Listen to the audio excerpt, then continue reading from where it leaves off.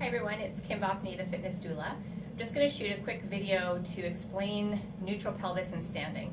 So when I'm working with women, I get them to try to optimize their posture, and that can be a bit of an undoing, but the first thing we want to be aware of is how to stand. So usually I have people stand, I will take a side image like this, and most common, what I see is the shoulders, the upper back behind the pelvis.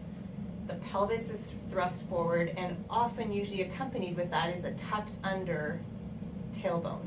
So this would be a more common posture that I see. Now when I'm working with someone, I want to try to get them aware of how to do it themselves rather than me taking my hands and putting them somewhere and them not knowing how they got there. So the first thing I do is to get them to check in with their feet.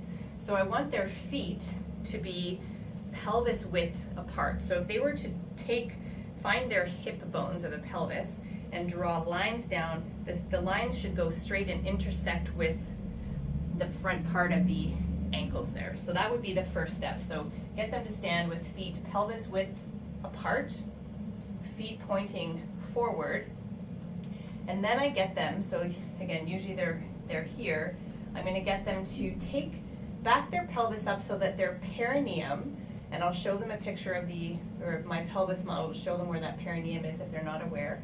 I want the perineum to be over the space between my ankles. So that will help them get there. And oftentimes what I see when they back their pelvis up, I will also often see this, where their ribs will start to thrust forward. So that's something else to address. But the perineum is over the space between the ankles. Then I get them to blossom their butt cheeks. So I want them to do this, or to think of their sit bones spreading wider. So if they have been here and holding a lot of tension in the back part of their pelvic floor, I want them to let that go. So back it up, blossom the butt cheeks, and then I get them to address what's happening with the ribs. So I want them to drop or sink their ribs, which will often round their upper body, which usually people are rounded in their upper body and we try to hide it by thrusting out. So we need to undo that strategy as well. So soften the ribs. And that would be more neutral pelvis. So sitting would be sitting, I have another video on this, but sitting would be sitting on the sit bones, pardon me, the ball fell out there, sitting on the sit bones as opposed to on the tailbone. So here's the perineum, and that is the space that we want over the space between the ankles. So that would be kind of more neutral in standing, not here and thrusted forward, which is kind of what I was showing you there.